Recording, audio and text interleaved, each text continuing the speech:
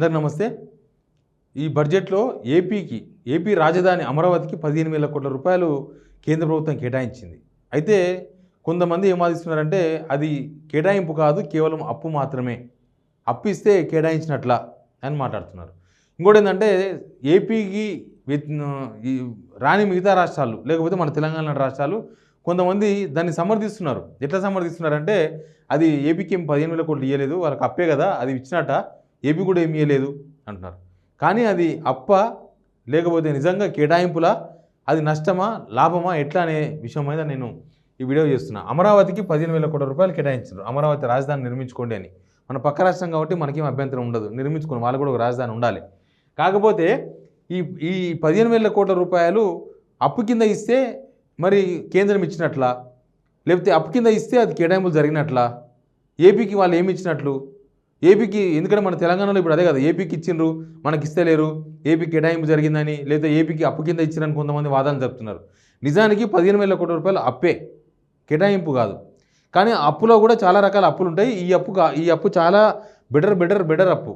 ఏ రాష్ట్రానికైనా ఇట్లాంటి అప్పులు కనుక ఇప్పగలిగితే మన రాష్ట్రానికి కూడా చాలా బెటర్ ఉంటుంది. ఎందుకంటే ప్రపంచ బ్యాంకు నుంచి తీసుకుంటారు ఈ అప్పు మామూలుగా మనం ఆర్బీఐ నుంచి తీసుకునే అప్పులా కాదు. ఇది ఆర్బీఐ నుంచి తీసుకునే అప్పులు అయితే దానికి కాలపరిమితి తక్కువగా ఉంటుంది. అంటే 3 years 2 years తర్వాత ఈఎంఐ స్టార్ట్ అయిపోతుంది. అప్పటిదాకా ఇంట్రెస్ట్ కట్టాల్సి వస్తుంది. అప్పటిదాకా తర్వాత ఈఎంఐ స్టార్ట్ అవుతుంది. ప్లస్ ఇంట్రెస్ట్ రేట్ ఎక్కువ ఉంటుంది. ఆర్బీఐ నుంచి తీసుకున్నప్పుడు ఇంట్రెస్ట్ రూపాయి దాకా ఉంటుంది, 17% అంటారు, ఇంకా కొంత ఎక్కువ ఉన్న దగ్గర. అయితే ఇక్కడ ప్రపంచ బ్యాంకు నుంచి తీసుకున్నప్పుడు చాలా తక్కువ పడుతుందంట, 15 పైసల నుంచి 20 పైసలే పడుతుందంట. సబ్జెక్టు కరెక్షన్ నాకు చెప్పిన వాళ్ళు చెప్పారు, ఆర్థిక శాఖ నిపుణులు చెప్తున్నారు. 15 పైసల నుంచి 20 పైసలు అంటే నామినల్ ఇంట్రెస్ట్ రేట్ పడుతుంది ప్రపంచ బ్యాంక్ ఇస్తున్నది అప్పు. ఇంకొకటి ఏంటంటే ఈఎంఐలు కూడా ఇప్పట్లో కట్టే అవసరం లేదు. ఈఎంఐలు మనం ఏం చేస్తాం, మామూలుగా ఇంటి లోన్ తీసుకున్నాం అనుకోండి, ఐడియా ఉంటుంది. ఇంటి లోన్ తీసుకుంటే కొన్ని బ్యాంకులు, గవర్నమెంట్ బ్యాంకులు, ఎస్బీఐ లాంటి బ్యాంకులు, కెనరా బ్యాంక్ లాంటివి, కెనరా అంటే ఇప్పుడు కెనరా లాంటి ప్రభుత్వ రంగ సంస్థలు, అవైతే ఏం చేస్తారంటే లోన్ అమౌంట్ ఒక 20 లక్షలు అనుకోండి, ఫస్ట్ 5 లక్షలు ఇస్తారు. తర్వాత నువ్వు కట్టుకుంటూ పోతే మిగతాది వస్తూ ఉంటుంది. నీకు 5 లక్షలకి ఈఎంఐ స్టార్ట్ కాదు, 5 లక్షలకు ఇంట్రెస్ట్ వేస్తాడు, నెక్స్ట్ మంత్ ఇంట్రెస్ట్ వస్తుంది. ఇంకొక 5 లక్షలు ఇస్తాడు నెక్స్ట్ మంత్, తర్వాత 10 లక్షలు అవుతుంది. ఆ నెక్స్ట్ మంత్ 10 లక్షలకి ఇంట్రెస్ట్ వస్తుంది.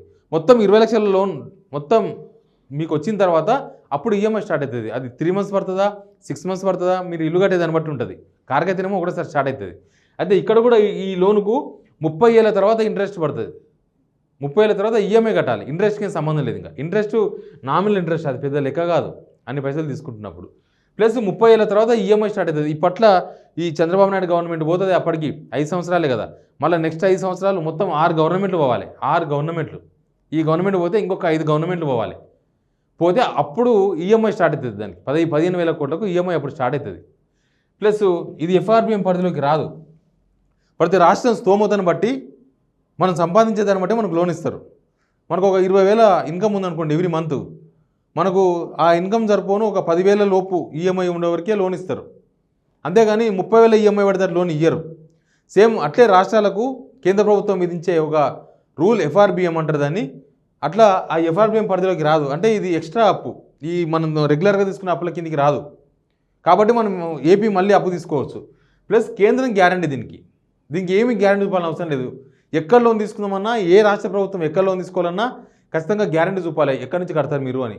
కాళేశ్వరానికి లోన్ తీసుకున్నప్పుడు కాళేశ్వరం కోసం ఒక కార్పొరేషన్ ఏర్పాటు చేసిండ్రు.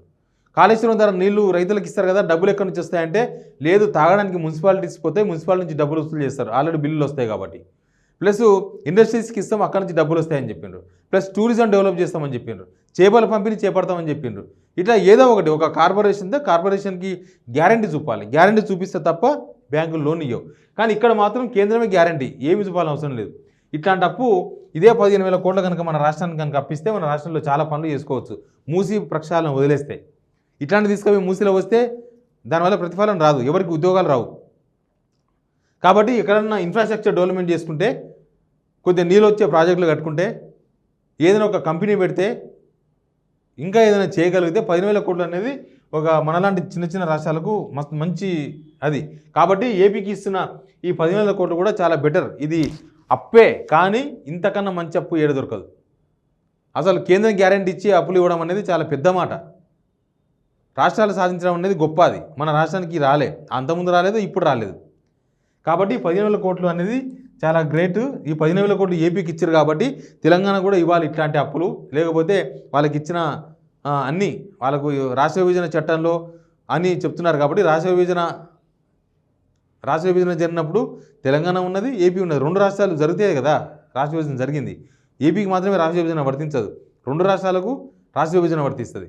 కాబట్టి ఆ చట్టంలో ఉన్న ఏమైనా సరే ఆ చట్టంలో ఉన్నట్టుగా ఆ చట్టం ప్రకారం ఇస్తున్నట్టుగా పక్క రాష్ట్రానికి తెలంగాణ కూడా ఇవ్వాలనే డిమాండ్ ఖచ్చితంగా వినిపించాలి.